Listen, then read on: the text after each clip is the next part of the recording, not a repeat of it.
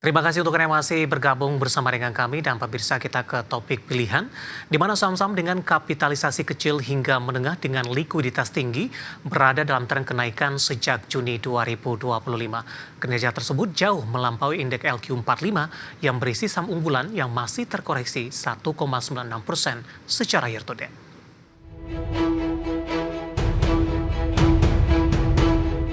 Deretan saham dengan kapitalisasi kecil hingga menengah dengan likuiditas tinggi tengah berada dalam tren kenaikan sejak Juni 2025. Kelompok saham yang tergabung dalam indeks SMC Liquid ini tercatat berada di level 310,358 atau menguat 1,8% secara year to date.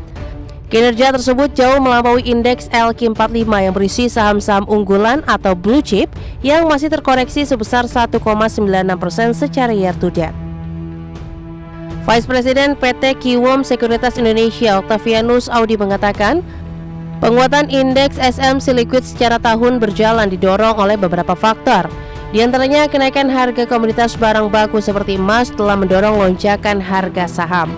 Adapun komposisi saham dalam indeks SMC Liquid didominasi sektor barang baku dan energi yang secara langsung mendapat keuntungan dari naiknya harga komoditas.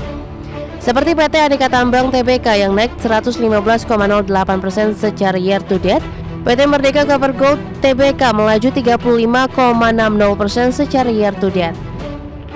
Selanjutnya, kinerja keuangan kuartal 1 tahun 2025 yang relatif tangguh turut menopang pergerakan indeks. Tercermin dari pertumbuhan laba bersih sejumlah emiten seperti ANTM, BTPS, LSIP, TAPG, dan BIRD.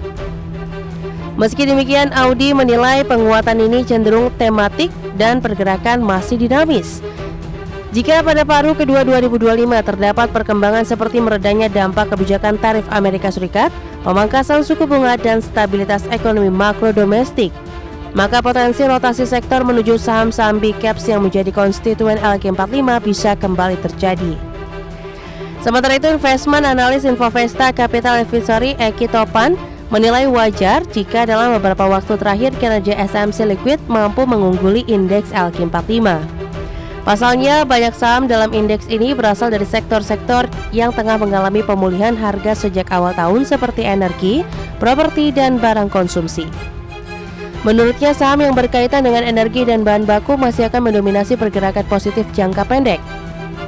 Hal tersebut seiring dengan tren harga komoditas yang mulai stabil dan rotasi sektor dari big caps ke second liners yang lebih atraktif dari sisi valuasi dan momentum.